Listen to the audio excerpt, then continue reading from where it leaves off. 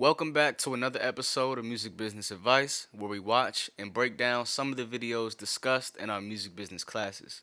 Today we have a video on crafting your artist image, so let's get into it. A lot of new music artists struggle from having a clearly defined image, not a message, but an image. You're in the melting pot and lost in the sauce of all the people at the bottom that's got all this whack juice on them that you got to get out of, right? It's like that scene in The Matrix where Neo has to get all that stuff off of him. So you got to get all this stuff off of you, and you have to have a clearly defined image to stand out from the people at the bottom. A lot of you all got some self-doubt going on that maybe I shouldn't be as authentic as myself, but really and truly you need to be yourself in this game if you want to see some of the dynamics of where you are right now begin to change and you begin to rise above the fray. So why is there always an issue with you standing above the fray and being true to yourself while creating an image that is unique to the masses so that you can appeal to the masses? If you're ever going to build something that's going to be worthwhile using your self-image, you're going to struggle through some of these processes that I'm going to talk about, but we're going to get through it. So let's hop in. So the first thing you got to understand and what you have to do here is project who you are inside onto the outside world.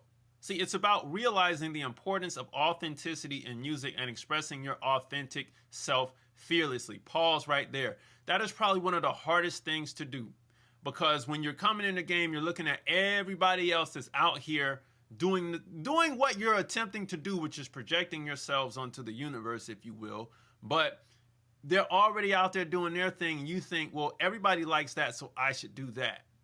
You have to do yourself. So as you gain confidence in projecting your identity, your external problem of blending in with the crowd begins to diminish. And that's the key thing. You get what I'm saying? To craft an influential image in the music industry, it is essential that you project who you are on the inside to the outside world.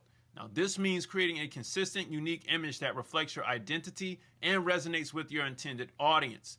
The world needs to see who you are, your passions, your influences, your style, the entirety of what makes you unique as an artist. Countless times I've had people come up to me, I've had artists come up to me as well as my songwriting group and ask for our opinion on their music. They'll play the music, we'll give our opinion, but 9 times out of 10, the opinion is, you sound like this, or, this reminds me of this, which isn't a bad thing. But when your whole style is an off brand version of somebody who's already finding success with that style, it becomes a problem. After a while, if the only way I can remember your song is, oh yeah, that's the song that sounds like so and so, that becomes a problem. You're not memorable. You're not I'm not going to remember you, and neither is anybody else, and that's where the problem lies. Reference other people to hone your craft. There's nothing wrong with that, but taking somebody else's style and running with it and calling it your own, that's where it becomes a problem.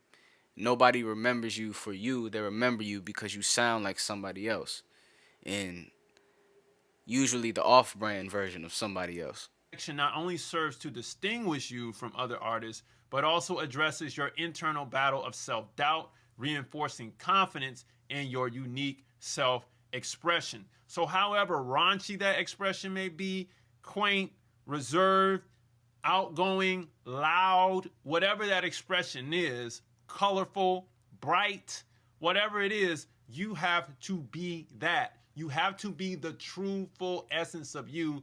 And even though I get that that can be a lot easier said than done because people are afraid to be themselves, right? Or it may take money to actually accentuate some of the deeper parts of yourself. That is what people want to see. Period, man. Like, that's how you're going to win. That's how you're going to set yourself apart from others. Who are you? What does your soul sound like? What does your soul look like? The true essence of you. Whether you are the grandiose and outlandish, you wear the craziest clothes, the fanciest clothes, to the people who are just relaxed and more reserved and have a more subtle and smooth kind of sound. If we're able to comfortably show people who we are behind closed doors, I think that's where we find success. People don't just want good music anymore. They want to know all about you. They want to feel like they're a part of your family. And the way you grow that family, the way you add value is being unapologetically you. Not even just as musicians, but as humans. Of course, we're going to be influenced by the people that came before us, but we still have our own individual nuances and uh, mannerisms that make us us. Those things that set us apart and the things that people associate with us and not other people. It's important to get over yourself. It's important to love yourself. It's important to learn yourself because the things that you learn about yourself, your flaws, the things that make you great, the things that make you smart, the things you may be, not as well versed in. Those are the things that make you, and those are the things that people want to see. Accept you for who you are before you try to get other people to accept you. People can see right through it.